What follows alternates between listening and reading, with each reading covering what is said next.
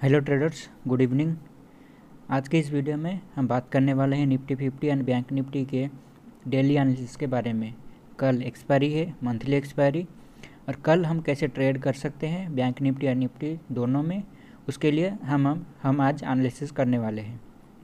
अभी पिछले कुछ दिनों से आपको मैंने कुछ पॉइंट्स बताए थे, जैसे कि मार्केट में एक रेंज बना हुआ है और मार्केट ये जो ट्रेंड लाइन था जो मैंने ड्रॉ किया है, ये ट्रेंड लाइन एक मेजर रेजिस्टेंस की तरह काम आता है। ऑलमोस्ट मतलब 4-5 महीने से ये ट्रेंड लाइन आप देख सकते हो, जो भी ये मैंने मार्क किया है ये कहाँ कहाँ से रिजेक्शन लेते हुए आया है। ये पहला था, दूसरा, तीसरा, अब चौथी बार ये यहाँ पर पहुँच चुका है।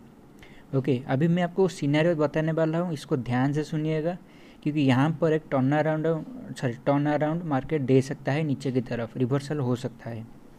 ओके, तो अभी ये डेली चार्ट है, वो आपको मैं 1 आवर चार्ट पे ले जाता हूँ और दिखाता हूँ क्या मैं यहाँ पर मार्केट क्या प्राइस बिहेवियर दिखा रहा है। ओके, ये है यहाँ पर मेन थोड़ा मतलब रिवर्सल साइन क्यों है। ओके, कुछ दिन पहले मैं बुलिश था, बहुत ज़्यादा बुलिश। जब ये रेंज ब्रेक होगा तो हम 18,000 का टारगेट मैंने दिया था। ओके, पर मुझे सीनियर के हिसाब से लग रहा है वो थोड़ा डिले हो चुका है। मतलब जो मैंने एक्सपेक्ट किया था कि भाई अप्रैल फर्स्ट वीक के अंदर अंदर आ जाना चाहिए, या फिर मैक्स टू मैक्स अप्रैल 15 के अंदर अंदर वो आ जाना चाहिए था, अभी वो थोड़ा डिले हो सकता है।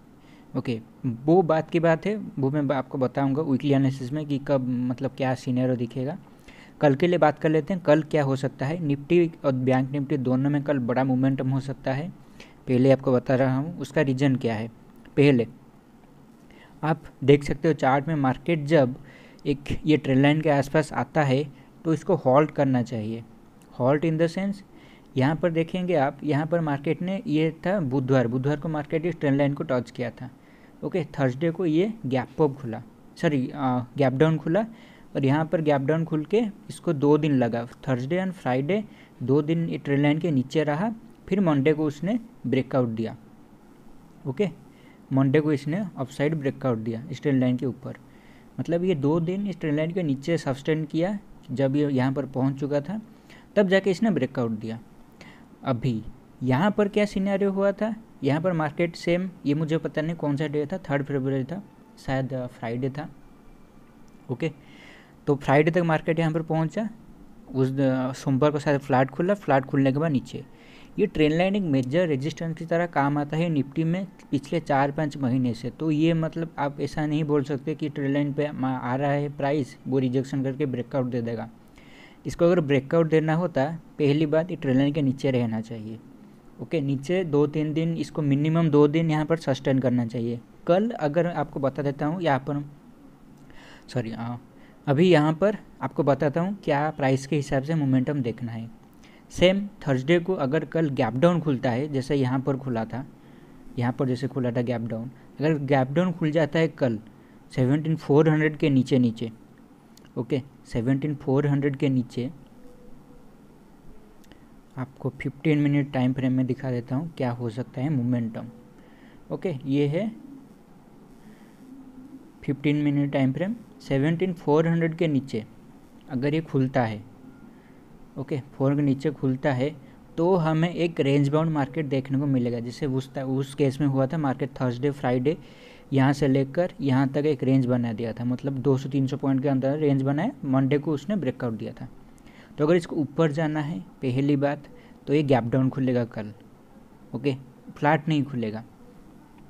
ओके, तो अगर इसको ऊपर जाना है तो वो गैप डाउन खुलेगा, और अगर फ्लैट भी अगर खुलता है तो पॉसिबिलिटी 50-50 हो जाएगा। पर अगर गैप डाउन खुलेगा तो ज़्यादा पॉसिबिलिटी 70-80% प्रोबेबिलिटी है कि वो ऊपर के साइड 2 दिन रुकेगा ट्रेंड लाइन के नीचे, फिर ऊपर के साइड जाएगा। ओके, ये हो गया अगर गैप डाउन खुला, और इसको अगर ऊपर जाना है तो ये कल गैप डाउन खुलेगा। सेकेंड, अगर इसको एक, जैसे आपको बोला, फ्लैट अगर खुलता है तो इसके लिए थोड़ा मतलब सिनेरियो चेंज हो सकता है। क्या मतलब, फ्लैट अगर खुलता है तो हो सकता है वो 17,500 को ब्रेक कर दे, 17,520, 530 या फिर 550 तक भी जा सकता है। पर वहाँ से सेकेंड हाफ में एक रिवर्सल नीचे की तरफ मार सकता है कल, क्योंकि कल है मंथली एक्सपायरी। यहाँ पर आपको मैं आवरली चार्ट में दिखाता हूँ, अगर आप देखोगे पिछले मार्च 7 से यहाँ पर जो बायर है यहाँ पर बाय किए हैं, मतलब पिछले 7-8 मार्च से ही ये ऊपर की तरफ ट्रेंड चल रहा है। ओके, और ऑलमोस्ट मैं अगर देखूँगा तो कितना 2500 के पॉइंट का रैली हो चुका है पिछले 20-25 दिन में। प्रॉफिट बुकिंग नहीं आएगा क्या? और प्रॉफिट बुकिंग के लिए रेजिस्टेंस सबसे अच्छा एरिया नहीं है क्या? आप नहीं सोचते? ये है एक नंबर पॉइंट कि ये रेजिस्टेंस के आसपास अगर आया है तो एक प्रॉफिट बुकिंग का सीनेरियो दिख रहा है, क्योंकि 7-8 से लोग बाय कर रहे हैं और ऑब्वियसली प्रॉफिट बुकिंग कर सकते हैं। सेकेंड, यहाँ पर बायर्स ने कुछ सिग्नल दिया है। वो सिग्नल क्या है प्रॉफिट बुकिंग का? कि अगर ये लोग मतलब बायर्स जब भी कोई मोमेंटम करते हैं ना, मतलब अगर वो कोई मतलब प्राइस को बना रहे हैं, ओके, प्राइस को जहाँ पर बायर बनाएंगे वहाँ पर कैसा मोमेंटम होगा आपको पता है? वहाँ पर मार्केट फ्लैट खुलेगा, मार्केट वहाँ पर फ्लैट खुलेगा, थोड़ा गैप डाउन खुलेगा, पर बायर ऊपर प्राइस को लेके आएंगे। मार्केट फ्लैट खुलेगा या फिर गैप डाउन खुलेगा तो भी बायर उसको ऊपर लेके आएंगे। जैसे यहाँ पर हुआ था, थोड़ा सा मतलब मार्केट 20-30 पॉइंट ऊपर खुला और अप साइड रैली। तो जब भी वो उनको एक स्ट्रॉन्ग प्राइस का बिहेवियर उनको दिखाना होता है, वो मार्केट फ्लैट खुले या फिर गैप डाउन खुले, वो ऊपर लेके आते हैं। और वो फ्लैट गैप डाउन गैप पर भी मतलब वो ही डिसाइड करते हैं कि कब क्या किस हिसाब से मोमेंटम करेंगे वो। तो जब वो प्राइस को बना रहे हैं, मतलब प्राइस को ख़रीद रहे हैं, वो चाहेंगे कि हमें नीचे के रेट से माल मिलना शुरू हो जाए। ओके, जब बायर ख़रीद रहा है वो जितना चाहेगा मुझे जितने नीचे माल मिले, तो वो गैप अप पे मार्केट में क्यों बाय करेगा? सीधी बात है ना, मार्केट अगर 100-200 पॉइंट गैप अप खुल रहा है तो वो वहाँ पर क्यों बाय करेगा? वो प्राइस को नीचे आने तक वेट करेगा या फिर करेक्शन आएगा। और ये जो लोग बायर होते हैं ये छोटे मोटे बायर नहीं होते, ये डायरेक्ट जब खरीदते हैं तो ऐसा रैली आता है, इस तरह का रैली आता है। ओके, तो वो ट्राई करेंगे कि कहाँ पर हमें मतलब सस्ता रेट पर मिले, तो वो मार्केट को ट्राई करेंगे फ्लैट और गैप डाउन अगर खुलता है तो उनको सबसे कम रेट मिलेगा। ओके, अब जब उनको फंसाना होता है, जो मिडिल फेज होता है, जब उनको सेलर को ट्रैप करना होता है, ये हो गया बिगिनिंग स्टेज, मतलब बायर यहाँ पर खरीद चुके हैं। ओके, फिर एक फेज आता है जिसमें वो सेलर को फंसाएंगे। ओके, फिर एक फेज आएगा जिसमें वो सेलर को फंसाएंगे, मतलब एक फॉल आएगा, फिर नीचे, फिर दूसरे दिन गैप अप खुलेगा, फिर और एक दूसरे दिन गैप अप खुलेगा। और वहाँ पर अगर आप देखोगे नॉर्मल जो पिछले 20-25 दिन से ये जो मैं पॉइंट बता रहा हूँ ना, ये आपको बहुत ज़्यादा हेल्प करेगा प्राइस को रीड करने में कि बायर या फिर सेलर या जो भी मतलब चार्ट को बनाते हैं वो किस तरीके से बनाते हैं। और आप उसी हिसाब से अगर इन पॉइंट को अगर देखोगे तो आप मतलब जान जाओगे कि आगे होने क्या वाला है। ओके, तो पहले फेज में क्या करेंगे? नीचे से बाय करेंगे, वो चाहेंगे जितना कम प्राइस में हमें बाय करने को मिले उतना अच्छा। सेकंड फेज आता है, वो सेलर को फंसाएंगे, मतलब एक फॉल आ जाएगा सेकंड हाफ में, दूसरे दिन गैप अप खुल के ऊपर ले जाएंगे, या फिर अगर मॉर्निंग हाफ में फॉल आ गया तो वो सेकंड हाफ में बाय इनटू हो जाएगा, मतलब बाय कर लेंगे। तो वो इस तरीके से सेलर को फंसाएंगे। यहाँ पर फॉल आया फिर से बाय कर लेंगे सेकंड हाफ में। तो ये जो फेज था ये था सेलर को फंसाने वाला। ओके, फिर एक फेज आता है जो कि रिटेलर को फंसाएंगे, मतलब हम जैसे लोगों को जो फंसाएंगे वो है ये वाला एरिया। मार्केट गैप अप खुलेगा, रुक जाएगा। ओके, मार्केट गैप अप खुला, ओके, नीचे नहीं आने देंगे वो, उसको प्राइस को नीचे नहीं आने देंगे, 20-30 पॉइंट ऊपर आएगा फिर ऊपर ले जाएंगे, मतलब वो जो क्लोजिंग प्राइस है उसको सपोर्ट बना लेंगे। ओके, ये जो फेज़ है ये पिछले 2-3 दिन से मतलब अगर देखेंगे सोमवार ये था, पिछले 3 दिन से ये चलता हुआ आ रहा है।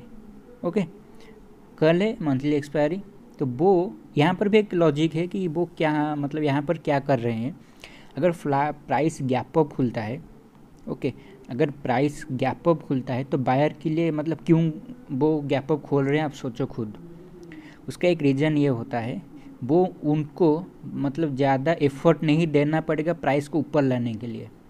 मतलब अगर प्राइस गैप अप खुलता है उनको बाय नहीं करना है, क्योंकि वो नीचे से बाय किए हुए हैं, सेलर को भी फंसा दिए मिडिल फेज में।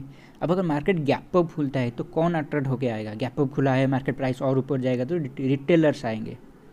ओके, मतलब छोटे मोटे जो बायर्स हैं वो जब आएंगे, और उनको भी एक मतलब बायर्स को भी एक बेनिफिट है कि उनको और मार्केट को क्योंकि मार्केट जितना नीचे आएगा उनको उतना ही मतलब ज़्यादा पैसा डालना पड़ेगा। ओके, वो पैसा डालना पड़ेगा, वो नीचे से डाल चुके हैं ऑलरेडी। वो पैसा वो 2 फेज़ में मतलब 2/3 में बाय कर चुके हैं। ये जो फेज़ होता है इसमें जो गैप अप खुलता है मार्केट, उसका ये रीज़न होता है उनको ज़्यादा एफर्ट ना देना पड़े, वो और पैसा नहीं डालेंगे क्योंकि अब उनको प्रॉफिट बुकिंग करना है। जब उनको प्रॉफिट बुकिंग करना होता है उसके मतलब कुछ टाइम फ्रेम, जिस टाइम फ्रेम में अगर डेली टाइम फ्रेम में देख रहे हो तो हो सकता है वो 3-4 दिन से गैप अप मार्केट खुलता हुआ आ रहा है। अगर मंथली टाइम फ्रेम में बड़ा रैली हो चुका है तो उनका मतलब आप देखो कि कुछ वीक्स में गैप अप खुलते हुए आ रहा है। तो जितना बड़ा ट्रेंड में गैप अप खुलता हुआ आ रहा है और वो सस्टेन कर रहा है, मतलब ये आप बोलोगे कि सस्टेन कर रहा है स्ट्रॉन्ग मोमेंटम है, नहीं, ये स्ट्रॉन्ग नहीं, ये फंसाने वाले हैं, ये प्राइस को नीचे नहीं लाने वाले हैं। मतलब इसका एक ही मतलब है, वो जितना ऊपर हो सके माल बेच के मतलब सेल करेंगे और एक फॉल दिखने को मिलेगा जो कि ऐसा स्टीफ होगा।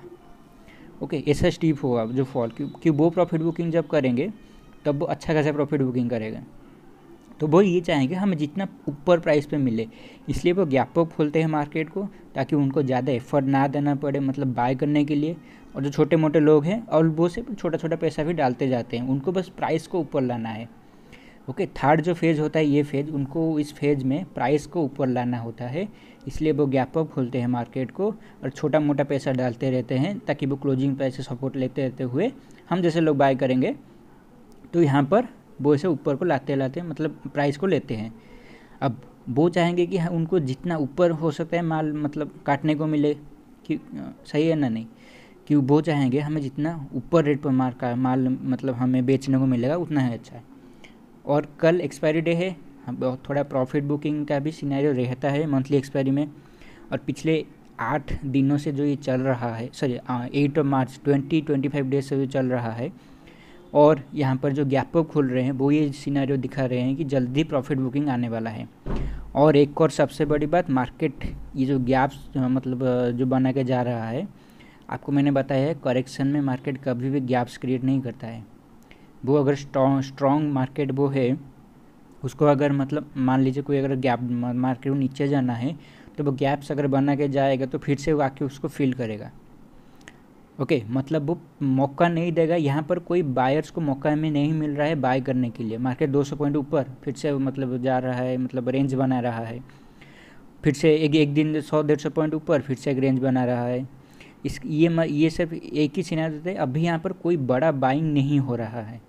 ओके, बड़ा बाइंग नहीं हो रहा है, जैसे यहाँ पर बड़ा बाइंग हो रहे थे पहले वो बड़ा बाइंग नहीं हो रहा है। मतलब जल्दी ही वो यहाँ पर मतलब जो ऑपरेटर लोग करते हैं या फिर जो बड़े बायर्स करते हैं वो डायरेक्ट ऊपर से सेल करेंगे ताकि वो उनका सारा माल भी मतलब लोगों को मिल जाए, और एक बड़ा फॉल अगर भी मतलब आ जाए तो वो ऊपर प्राइस से आएगा, मतलब दिखेगा नहीं उतना। यहाँ पर से अगर 500 पॉइंट भी गिर जाता है तो कितना गिरेगा, 17,600 से 17,100। ओके, मतलब 28 को मार्केट जहाँ था, 31 को मार्केट वही है। ओके, मतलब अगर 500 पॉइंट भी फॉल आता है ना तो वो 300-400 पॉइंट ऊपर लेके गए बिना एफर्ट के, और अगर यहाँ से बेचेंगे तो यहाँ पर से 200-300 पॉइंट भी फॉल इजीली आ जाएगा। तो वो चार्ट पे मतलब उतना इम्पैक्ट नहीं करेगा क्योंकि वो मतलब बड़ा नहीं लगेगा कि ये देखो फॉल आ गया। हाँ, इंटरडे बेसिस पे आपको बड़ा लगेगा, पर जब आप ओवरऑल चार्ट देखोगे वो उतना बड़ा नहीं लगेगा। ठीक है, तो ये सारे साइकोलॉजी पॉइंट्स थे, मैंने आपको बता दिया। और यहाँ पर जो ट्रेंड लाइन आ रहा था, ओके, मार्केट यहाँ पर क्लोजिंग दिया है। अगर कल फ्लैट खुलता है तो पॉसिबिलिटी है एक रेंज बना के वो सेकेंड हाफ में एक बाइंग मतलब सेलिंग प्रेशर आ जाता है। ओके, जनरल क्या होता है ना, मंथली एक्सपायरी में सेकेंड हाफ में सेलिंग प्रेशर आता है। तो ये इसके हिसाब से अगर फ्लैट खुलता है सेकेंड हाफ में सेलिंग प्रेशर आ सकता है। अगर गैप अप खुलता है 17,600 के आसपास, जी, जो कि हम अगर चार्ट में देखेंगे 17,600 एक बहुत बड़ा रेजिस्टेंस था। 17,600 एक बहुत बड़ा रेजिस्टेंस था। ओके, ये छोटा मोटा रेजिस्टेंस नहीं है। अगर आप पिछले चार्ट में देखोगे, यहाँ पर मार्केट ने सपोर्ट लिया एक बार, दूसरी बार, ये 5 अक्टूबर 29 अक्टूबर। ओके, फिर एक दिन आया यहाँ पर एक बार रिटेस्ट खा के नीचे गया, यहाँ पर एक बार छू के नीचे गया, यहाँ पर ऊपर गया, फिर से इसको रीटेस्ट किया, यहाँ पर से फॉल आया, यहाँ पर से गैप अप खोल दिया। ये सेम जो मैंने आपको बता रहा हूँ, ये हो सकता है मतलब ये कहाँ हुआ था, ओके ये हुआ था थर्सडे एंड फ्राइडे, मतलब यहाँ ये जो रेंज था थर्सडे फ्राइडे शायद था सर, ये बजट वाला दिन था, बजट वाले दिन के बाद ये सर बुधवार था और गुरुवार के आसपास फॉल आ गया था। ओके देन यहाँ पर 17,600, तो ये 17,600 जो है मार्केट के लिए बहुत बड़ा रेजिस्टेंस है। ये मार्केट जब एक बार इसके आसपास आता है तो ओके तो यहाँ पर फॉल आता है। और ये सारे 2-3 पॉइंट जो है मैंने आपको बताया, एक ट्रेंड लाइन हमारा आ रहा है, ओके हमारा एक ट्रेंड लाइन आ रहा है यहाँ पर जो कि मतलब एक रेजिस्टेंस है, 17,600 यहाँ पर है। दूसरा जो 7-8 मार्च से बाइंग चल रहा है, कल एक्सपायरी डे भी है, तो ये सारे 3-4 साइकोलॉजी पॉइंट मिलकर जो इस सिनेरियो बता रहे हैं, यहाँ पर एक प्रॉफिट बुकिंग आएगा कल। ओके इसका प्रोबेबिलिटी सबसे ज़्यादा है मेरे हिसाब से, सबसे ज़्यादा मतलब मैं इसमें 80-85% श्योर हूँ कि कल फॉल आएगा। और अगर फॉल कल नहीं आया किसी भी वजह से, ओके फॉल नहीं आया किसी भी वजह से, मैं वेट करूँगा 17,600 को ब्रेक करने के लिए। 17,600 को जब तक ये ब्रेक नहीं करता है, कल भी ब्रेक कर सकता है, परसों भी ब्रेक कर सकता है, पर जब 17,600 के ब्रेक करके इसको क्लोजिंग नहीं देगा, कल अगर 17,600 को ब्रेक करेगा तो क्लोजिंग देना चाहिए। क्लोजिंग देने के बाद भी हम देखेंगे कि प्राइस क्या हो रहा है, क्योंकि यहाँ पर भी मार्केट क्लोजिंग दिया था, पर ये गैप जो क्रिएट करके गया है ना, वो सबसे डेंजर बात है यहाँ पर। ये जो गैप से बना के गया है, ये मतलब ये दिखा रहा है कि गैप फिल होने के लिए मार्केट आएगा, और पॉसिबिलिटी ज़्यादा है कल आएगा, 17,600 से फॉल आ सकता है। कल अगर गैप अप खुलता है तो सबसे ज़्यादा पॉसिबिलिटी है कि वो ऊपर के प्राइस से ही प्राइस को नीचे फेंकेंगे। सिंपल सी बात, सारा माल उनको बेचना है तो प्रॉफिट बुकिंग करना है, तो वो जितना ऊपर के प्राइस में गैप अप खुलेगा उतना उनके लिए मतलब आसानी होगी। तो 17,600 एक मेजर रेजिस्टेंस पॉइंट है। तो कल अगर गैप अप खुलता है, हम देखेंगे कि अगर वो रेंज बना देता है और एक सेकेंड हाफ में वो उस रेंज को क्रॉस करता है, हो सकता है 11:30-12 बजे के आसपास अगर वो रेंज क्रॉस करता है तो एक नीचे के साइड मोमेंटम देखने को मिल सकता है, और वो मोमेंटम वो बहुत फास्ट होगा। ओके वो जो मोमेंटम आएगा बहुत ज़्यादा फास्ट होगा, वो हो सकता है 17,300 तक भी चला है। ये 17,300 हुआ है, 17,300 तक भी चला सकता, मतलब 600 से या फिर 550 जो भी उसका जो ब्रेकडाउन पॉइंट होगा वहाँ से वो 300 तक भी आ सकता है, या फिर मैं एक्सेप्ट कर रहा हूँ कि यहाँ तक भी चला सकता है 7,250। देखेंगे वो उनके पास कितना माल है, वो डिसाइड करेगा कि प्राइस कहाँ आएगा। ओके बहुत माल है मुझे पता है, तो वो जितना ऊपर से वो प्राइस को फेंकेंगे उतना ही तेज़ी से मोमेंटम आएगा। ओके तो यह भी पॉसिबिलिटी दिख रहा है 17,300 250 आपका टारगेट, मतलब एक जिनको मतलब बैठना आता है वो यहाँ पर टारगेट एक्सपेक्ट कर सकते हैं।